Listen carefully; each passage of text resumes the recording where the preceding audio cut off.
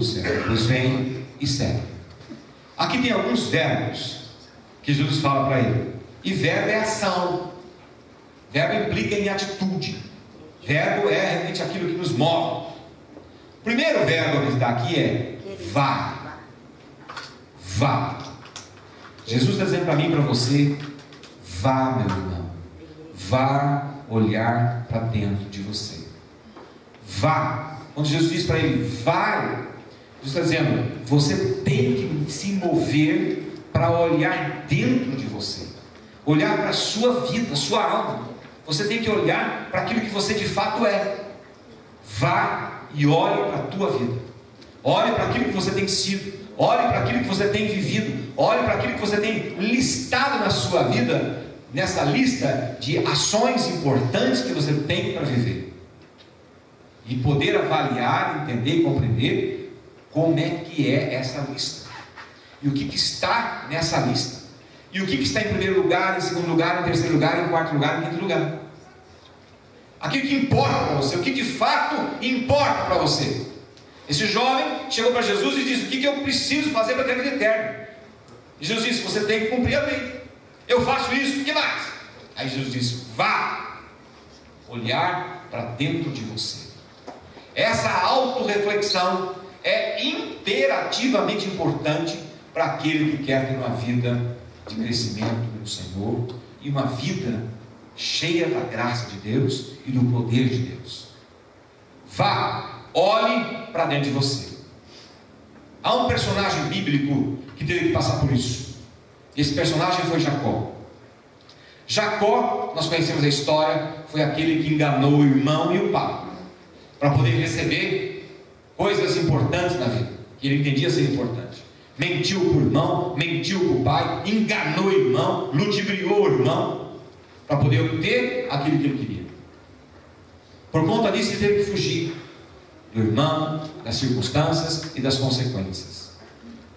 E nessa fuga empreendida, ele vai para o deserto, e ele encontra parentes, e ali tem um relacionamento com esses parentes, um tio, primas, e desse relacionamento agora com esses parentes, ele continua nessa toada de vida, de levar o objetivo de enganar para poder ganhar. E o nome Jacó já é realmente o enganador. O enganador. Mas quando ele já tem uma família, ele casa-se com as filhas de Labão, que era o tio dele, e ele continua enganando o tio dele continua enganando ele, e é dessa forma que eles vivem. Mas há um momento na vida dele que ele quer ir embora. Deus fala com o coração dele para que ele volte para a terra dele. E quando ele está voltando, ele sabe de uma coisa importante: ele vai ter que encontrar o irmão que ele enganou. Ele tem muito medo desse encontro, não com o irmão especificamente, mas com a alma dele, com o ser dele, de enganador. E a Bíblia nos dá conta que ele sobe no monte e ele vai ao encontro da alma dele, ao encontro com Deus e com a sua alma. E ali ele tem esse encontro com Deus. A Bíblia diz que ele tem uma luta tremenda, e essa luta tremenda com esse ser que está com ele, nada mais é do que esse ser tocando o dedo na alma dele, mostrando para ele quem ele é. Quem é Jacó? O enganador, o mentiroso, aquele que tira proveito das circunstâncias em benefício de ganhar algo, mesmo que vá prejudicar outros. E quando Jacó tem esse encontro com o Espírito Santo ali, com o anjo do Senhor, ele tem que se defrontar com a sua realidade.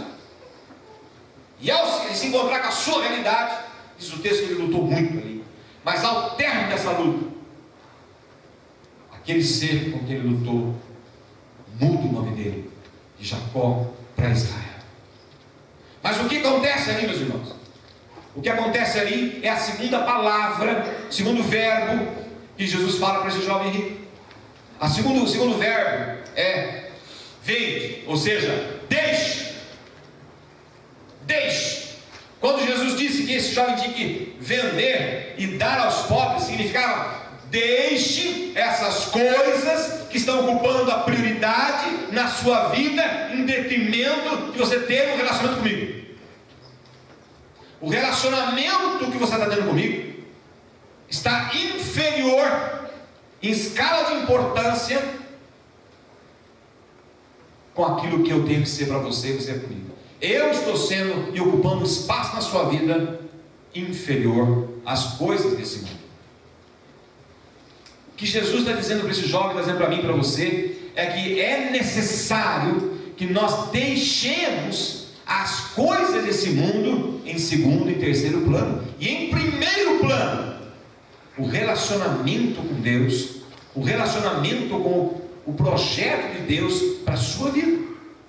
Deus tinha um projeto de vida para Jacó, mas para que esse projeto de vida pudesse ir na frente, Jacó tinha que deixar naquele monte, naquele encontro que teve com Deus, as coisas que ocupavam a mente, a alma e as suas atitudes, que era ser mentiroso e enganador.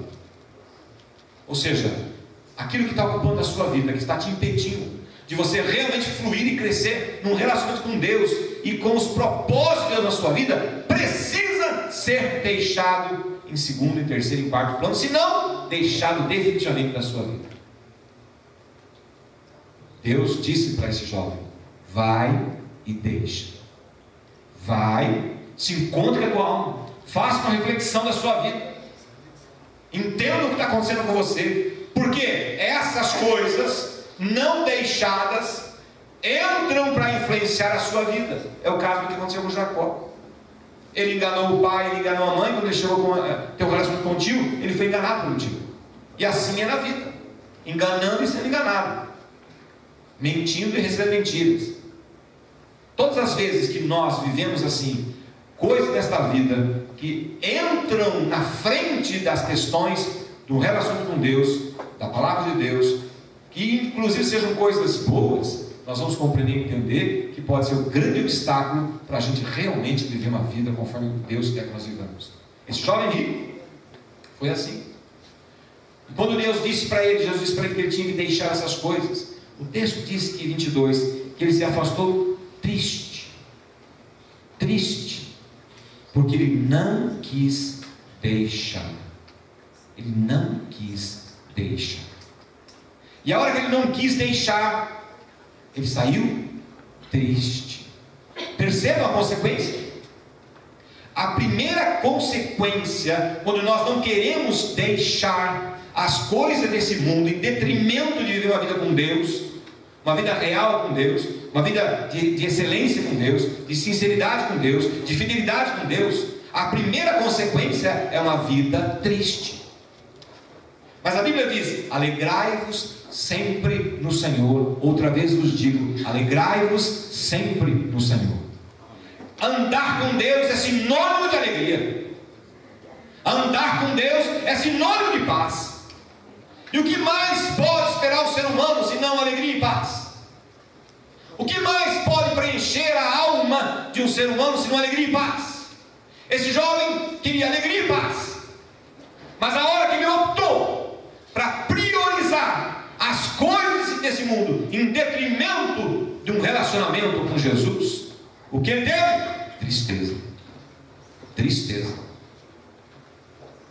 E é pena de ver que o texto nos diz que ele foi embora triste. Significa que ele passou a ter uma vida triste. Tinha posses, tinha riquezas, tinha muitas coisas, mas tinha uma alma atribulada e triste. Chegou com uma alma atribulada e saiu pior.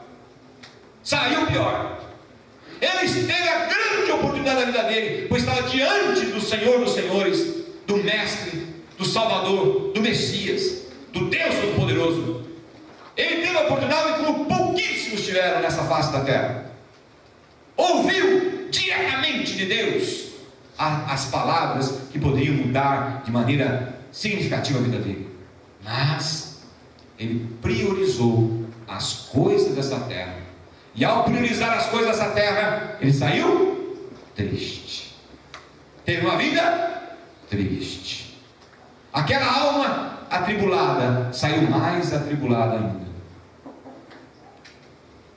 Vai, deixe. O Espírito do Senhor está dizendo hoje para cada um de nós aqui: meu irmão e minha irmã, filhos do Senhor, vão, encontrem a sua alma. A sua alma está atribulada. A sua alma está buscando algo mais? A sua alma está querendo alguma coisa a mais? Você tem buscado mais alguma coisa em Deus? Você tem buscado mais alguma coisa que possa preencher a sua existencialidade? A primeira resposta de Jesus, além de ir do encontro dessa realidade, é: deixe.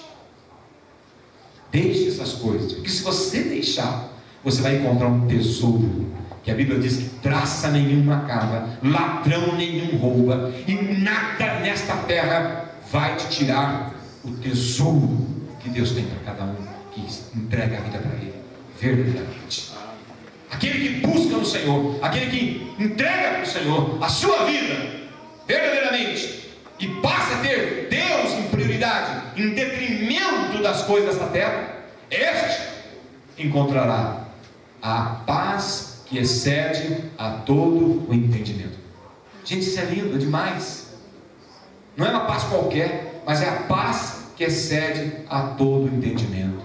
É uma alegria que, ainda que esteja vivendo alguma questão ou questões difíceis nessa terra, você continuará alegre, porque não é uma alegria humana, mas é uma alegria que vem do alto, uma alegria que preenche a sua existência, preenche a sua vida.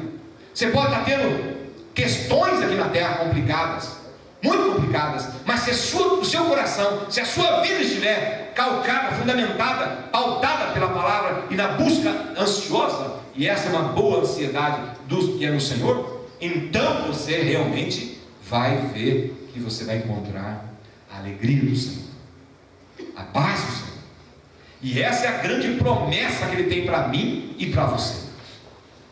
As duas primeiras palavras de Jesus disse para esse jovem foi: vai, ou seja, olhe para dentro de você, olhe com sinceridade, com honestidade, onde é que você tem colocado a tua vida, aonde você tem colocado a tua existência, como é que você tem lidado com a tua vida. E a segunda coisa, ao começar a encontrar isso, começa a deixar aquilo que está te complicando. Deixa. Em Hebreus 12:1 diz assim: portanto, desembaraçando-nos de todo o peso do pecado que tenazmente nos assedia, corramos com perseverança a carreira que nos está proposta. Aqui Paulo está dizendo para nós que é imperativamente importante deixar essas coisas, porque ao não deixá-las, ao tomar a decisão de continuar levando-as na sua vida, ou ainda ocupando um espaço de prioridade na sua vida, é você empreender uma corrida, que aqui Paulo compara a nossa vida com uma corrida, com pesos. O irmão Flávio e a família dele são corredores de maratona, até mais que maratona, corre até mais de 50 quilômetros, por isso que é magrinho assim. Mas põe pesos no corpo dele, coloca pesos nessa corrida, vai colocando pesos para que ele possa conquistar o objetivo, que é chegar ao final da corrida. Ele pode até chegar, mas como é que vai chegar? Extremamente exausto, debilitado, esgotado, se é que vai chegar. Paulo está dizendo assim para a gente: queridos, entenda, você está numa corrida da vida, tira esses pesos. Quais são os seus pesos, meu irmão? Quais são os pesos que você tinha que ter tirado? Quais são os pesos que ainda não tirou? Que tipo de coisas tem levado na tua vida que ainda é um peso? Que tipo de coisas você tem permanecido, que tem ocupado a tua vida, que é um peso? Essa é a reflexão que Jesus está dizendo para ele, esse jovem: vai e deixa. São pesos. Quais são os pesos? Você precisa tirar esses pesos, porque se você não os tirar, eles estarão impedindo que você flua e viva de uma maneira mais plena, mais alegre, mais feliz, mais em paz e com resultado. Vai, deixe. Mas o terceiro verbo que ele coloca aqui é vem. Interessante notar que esse jovem estava diante de Jesus, já estava lá, já estava conversando com ele, mas Jesus disse assim para ele: vai, deixa esses pesos, encontra na sua mente quais são esses pesos, descubra quais são os pesos que estão te impedindo de você crescer, impedindo de você evoluir, impedindo de você ser o que Ele quer que você seja. Porque se você não está fluindo, crescendo como deveria, porque de fato, verdadeiramente, pesos Esses pesos estão impedindo você de crescer. Às vezes você tem até um anseio, como esse jovem tinha, de querer crescer mais espiritualmente, de querer ter uma vida melhor com Cristo, de querer ter uma vida mais cheia, mais espiritualizada. E por que não acontece? Será que o problema está em Cristo? Será que o problema está nas instituições? Não! O problema está dentro de nós, está nos nossos pesos, os pesos que estão impedindo você de fluir e crescer. É por isso que ele está dizendo: vai e deixa. Mas é interessante notar que esse jovem já estava na frente de Jesus, e Jesus diz para ele: vai, deixa e depois me segue. O jovem já estava ali, era mais fácil falar: vem e me segue. Vários Cristos disse isso. Para Mateus, chegou na frente onde Mateus estava trabalhando e disse assim: vem e me segue. Não disse para Mateus: vai e deixa, mas disse: vem e me segue. Para vários que andaram com Jesus, ele simplesmente dizia: vem e me segue. Mas para este, ele disse: vai, deixe e depois vem. Depois vem. E nós estamos como esse jovem, meus queridos.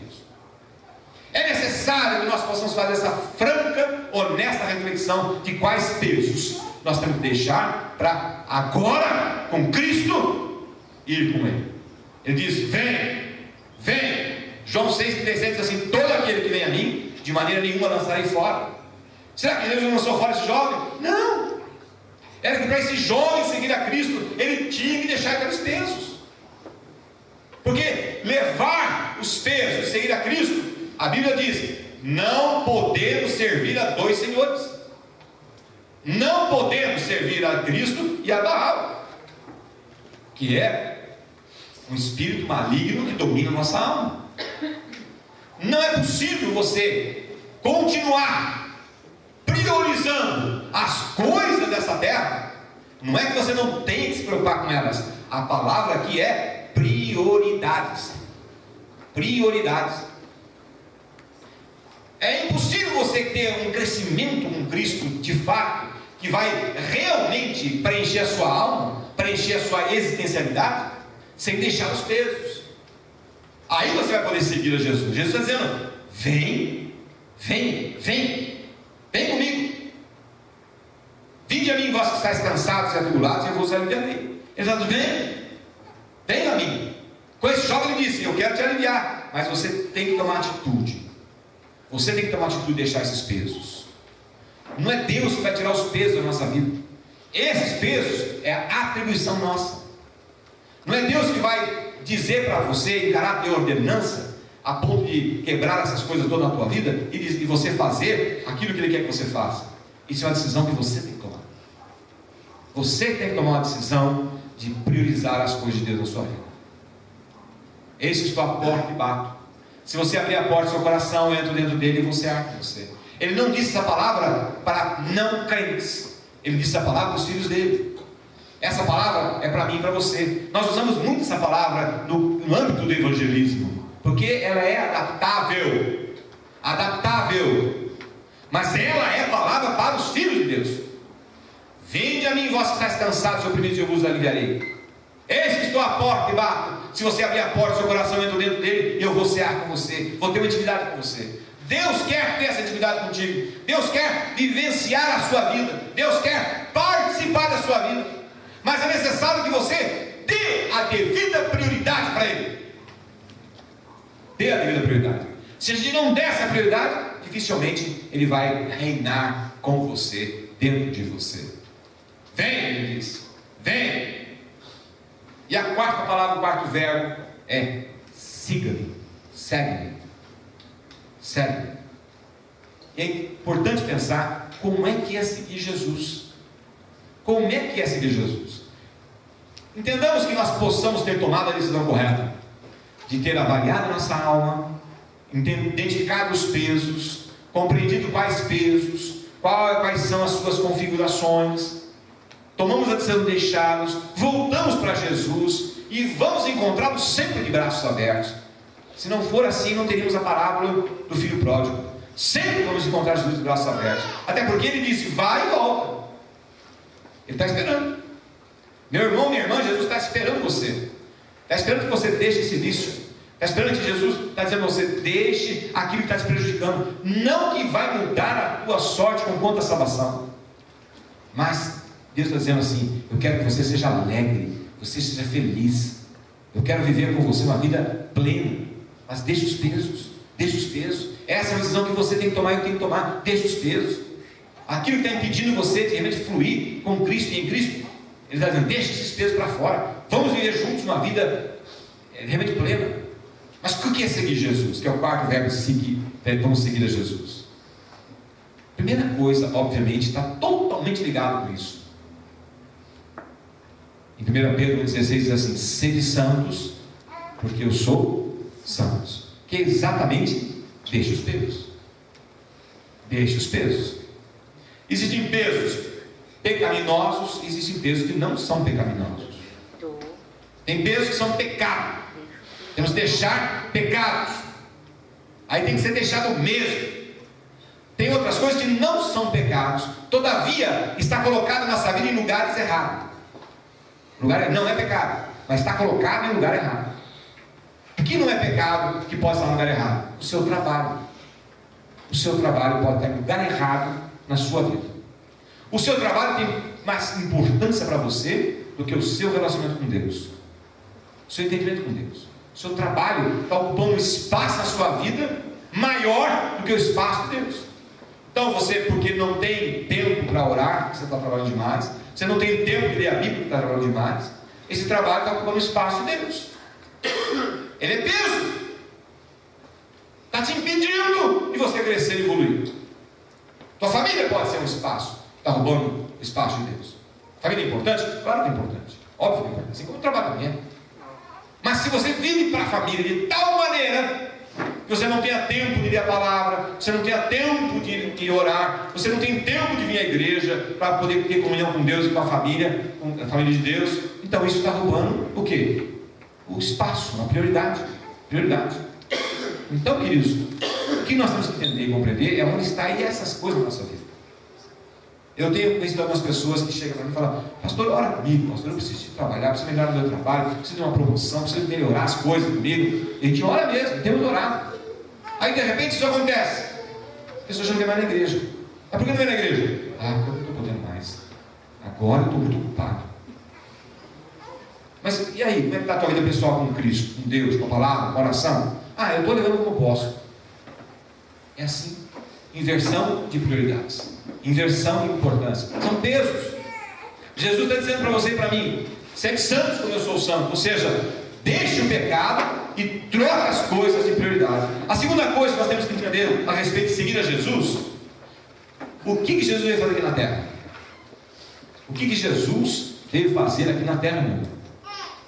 Qual foi a questão principal de Jesus aqui na terra? Deus disse: porque eu amei o mundo de tal maneira que vos dei o meu Filho, para que todo aquele que nele crê não pereça, mas tenha a vida eterna. A função principal da vida de Jesus aqui na terra é para salvar os pecadores. Salvar os pecadores. Jesus veio aqui na terra para salvar os pecadores. Mas salvar quais pecadores? Só do século que ele viveu? Enquanto ele esteve aqui na terra, ele operou com sinais, prodígios e maravilhas para que essas pessoas fossem salvas. Foram salvas? Os que aceitaram a Jesus como Senhor e Salvador foram salvos. Mas ele morreu, ressuscitou e foi para junto do Pai. A Bíblia diz que ele está sentado à direita do Pai. E agora? E agora? E agora ele disse: eu vou para junto do Pai, mas vos deixo o meu Espírito, que estará convosco até a consumação dos séculos. E ele vos lembrará do que eu vos tenho dito. E todas as vezes que vocês precisarem, ele estará na boca de vocês. Para quê, meu irmão? Para quê? Para que isso? Por quê? E para quê? Você e eu, presta atenção nisso. Presta atenção nisso. Seguir a Jesus. Seguir a Jesus implica em praticar o que ele praticou. E o que ele praticava? A palavra, para que vidas fossem salvas. Seguir a Jesus sem praticar a palavra para que pessoas sejam salvas é não seguir a Jesus. E o que impedia esse jovem de seguir a Jesus? As coisas aqui na terra. As coisas materiais eram mais importantes do que seguir a Jesus. E eu te pergunto, meu irmão, minha irmã, se você não está trabalhando para que vidas sejam curadas, libertas e salvas, eu quero te avisar solenemente que você não está seguindo a Jesus. Porque seguir a Jesus significa fazer o que ele fez. Se hoje você está sentado aqui nesse templo, é porque pessoas nesta geração investiram em você, que você pudesse ter o privilégio de conhecer a Jesus como Senhor e Salvador. Pois bem, isso não pode morrer em você. Isso tem que continuar a partir de você. A obra que atingiu a sua vida precisa continuar. Tem que continuar. Seguir a Jesus significa deixar pecados, ser santo como ele é santo, e pregar que só Ele é quem salva. Se você não fizer isso, você não está seguindo a Jesus. Você está sendo um bom religioso. Esse jovem era um bom religioso. Esse jovem, provável, o texto não diz, mas como ele vivia uma vida reta, uma vida preocupada em procurar seguir a palavra de Deus, ele fazia isso, é muito provável que ele era também um exímio frequentador das sinagogas. Muito provável, da igreja da época. Portanto, se você olhar para esse jovem, ele era o estereótipo de uma excelente pessoa. Não adulterava, não matava, respeitador, fazia as coisas certas, ia na igreja direitinho, provavelmente dava os seus dízimos, suas ofertas. Era uma pessoa que você olhava e falava assim: essa é uma pessoa perfeita. Uma pessoa perfeita. Mas Jesus diz assim: se você quer ser perfeito, então uma coisa você tem que fazer: vai, deixe, volte, me siga. Me siga. Nós estamos mais para quê, meu irmão? Para um bom religioso ou para um seguidor de Jesus? O que somos? Somos bons seguidores ou somos bons religiosos? O bom religioso atende à vontade de Deus? Nos parece que não. Nos parece que esse texto nos mostra que não. O que atende à vontade de Deus? Que possamos ser santos, ou seja, a cada dia você vai procurando ser uma pessoa conforme ele disse que era. O seu jovem disse que era. Esse é o ser santo. Mas precisamos seguir a Jesus. Sem seguir a Jesus, nós estamos em falha. E aí podemos estar no mesmo escopo, na mesma situação desse jovem. Ao invés de viver uma vida alegre e feliz, em paz, podemos ser salvos sim. Entretanto, sem gozar, já aqui na terra, da alegria do Senhor e da paz do Senhor. O que o Espírito está nos dizendo essa noite? Que nós podemos e devemos ansiar por esta vida alegre e de paz e de poder que Deus está derramando aqui nessa noite. Mas esta é uma decisão que você tem que tomar. Ele já fez o que tinha que fazer, já morreu na cruz, já mandou o Espírito Santo. O Espírito Santo está aqui, está em você. O Espírito Santo está pronto para te receber. O Espírito Santo está pronto para te guiar. Mas você tem que querer, tem que desejar seguir a Jesus. Ontem nós tivemos um amigo que tinha uma vida interessada em seguir a Jesus, interessado em fazer as coisas certas, procurava fazer isso, investia seu tempo, investia sua vida. Mas quando Jesus disse para ele: você tem que encontrar a sua alma, fazer uma reflexão sincera, olhar para dentro de você, tomar uma decisão de trocar as prioridades, e ao trocar essas prioridades, volta para Jesus e segue Jesus. De novo, seguir a Jesus não é ser religioso. Seguir a Jesus é ter uma vida santa, ou seja, buscar viver a vida conforme essa palavra. E o segundo passo é fazer o que ele fazia. O que ele fazia? Pregava a palavra, ajudava as pessoas, Para concluir, querido irmão, onde está teu coração? Onde está teu coração? Lá em 1 Reis 18, 21 diz assim: até quando cocheareis entre dois pensamentos? Se o Senhor é Senhor, seguiu.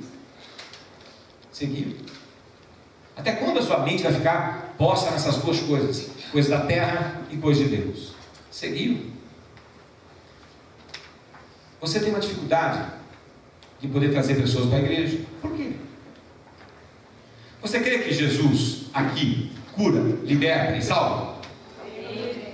Por que as pessoas não estão aqui? Por que essas cadeiras continuam vazias? Irmão, hoje a palavra é de mexer dentro do nosso coração. Seguir a Cristo, seguir a Jesus, é fazer o que ele fazia. Isso é ser discípulo. Os discípulos de Jesus seguiam Jesus. E quando Jesus foi embora, eles continuaram fazendo o que Jesus fazia. Na primeira palavra que Pedro foi levantar a voz no meio das pessoas, 3.000 pessoas aceitaram Jesus. 3.000 pessoas fizeram o que Jesus fazia. Continuaram a obra de Jesus. Lembra da história de Gedeão? Gedeão foi chamado para Deus para seguir a Jesus. E ele tinha uma missão. A missão era libertar o povo. Ele reuniu todo o povo para lutar. E aí, quando ele reuniu perto de 30.000 pessoas para lutar, Deus falou para ele: negócio seguinte, Gedeão, manda para casa 22.000, porque essas pessoas, elas não estão com a prioridade certa. Elas vão lutar cheio de pesos. A mente deles está nas coisas aqui da terra. Porque eu deixei a lavoura, porque eu deixei a minha casa, porque eu deixei meu trabalho, porque eu deixei a minha família, porque eu estava com um monte de coisa na cabeça que não era a obra de Deus. E Deus falou para ele: manda esse povo embora. E mandou 22. Sobrou 10.000. Já era melhor do que aqueles 22. Já eram pessoas que já tinham, estavam mais dentro da visão, mas ainda estavam com o coração ainda dividido. Deus falou assim: manda ainda 9.700 embora. Por quê? Porque as pessoas continuavam ainda com o coração nas prioridades aqui das coisas aqui da terra. O coração não estava de fato na obra do Senhor. E foi embora 9.700, só sobrou 300. E o que os 300 viram? O milagre. O milagre acontecendo. Os 300 viram milagres. Deus intervindo de forma poderosa na vida deles. Eles, quando foram lutar, lutaram e Deus interviu poderosamente. Que 300 pessoas aniquilou um exército de mais de 50.000 pessoas. Milagre. Eu te desafio, meu irmão e minha irmã, a viver uma vida de visão milagrosa. Deus quer operar na sua vida. Deus quer, através da sua vida, fazer grandes milagres. Mas é necessário que você tome a decisão de priorizar as coisas de Deus. Se você não priorizar, você vai ver outros verem milagres. Aqueles 300 de milagres, depois da batalha, eles voltaram e contaram o milagre. O resto ficou assim: por que eu não estava? Por que eu não estava? Porque tomou a decisão de optar por outras questões, e não as coisas de Deus. Você que está nas células, participando das células, seja fiel nas reuniões. Não falte aqui aos cultos. Vamos estar sendo fiéis. Vamos buscar realmente essa identificação com Deus. Não deixe que as coisas dessa terra roubem de você o milagre. E o principal milagre, sabe qual é o maior milagre que há na terra? O maior milagre não é cego ver, não é paralítico andar, não é surdo ouvir, não é uma pessoa cancerosa ser curada. É a salvação de uma alma perdida. Esse é o maior milagre. E esse milagre, Deus quer usar você para isso acontecer. Imagina se essa igreja toda viver isso.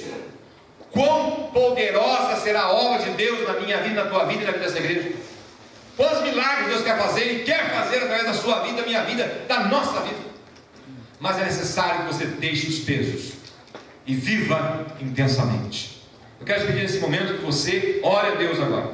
Ore a Deus, para que você não seja do grupo de Gideão que ficou em casa e não viu o milagre acontecer. Não fique em casa, querido. Não fique vendo TV. Não fique vendo as coisas desta terra em detrimento das coisas de Deus. O Espírito chama você e eu para participar de maneira mais aguerrida, de maneira mais forte na obra do Senhor. Vamos juntos lutar essa grande luta do Senhor. Ore ao Senhor agora e vamos pedir a Deus que esteja enchendo a nossa vida com todo o poder, em nome de Jesus. Em nome de Jesus.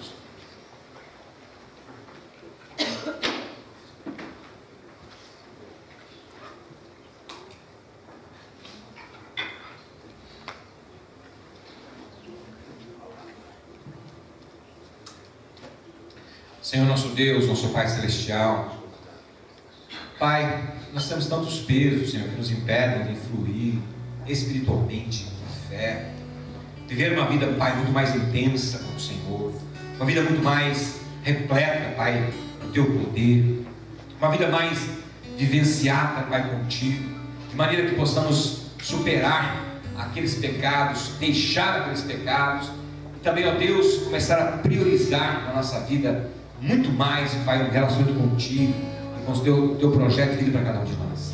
Meu Deus, em nome de Jesus, toma conta dessa igreja, de cada um de nós, para que nós possamos realmente, verdadeiramente tomar essa decisão de viver uma vida mais santa e uma vida mais frutuosa com o Senhor. Que nós possamos, meu Pai, verdadeiramente acertar os passos contigo, de maneira que andemos com o Senhor. Que nós possamos, ó Pai, viver para aquilo que o Senhor nos chamou para viver, que é viver uma vida cada dia melhor, mais santa e pregando o Evangelho de Jesus Cristo, porque assim encontraremos verdadeiramente a alegria e a paz. Meu Deus, em nome de Jesus, que esta possibilidade seja realmente algo vivenciada, verdadeiro na vida de cada um que está aqui, em nome de Jesus, Senhor, e que essa igreja possa verdadeiramente viver de maneira muito mais intensa esta palavra, que esta palavra não seja uma palavra deixada nesse tempo, mas que seja uma palavra plantada nos corações, em nome de Jesus.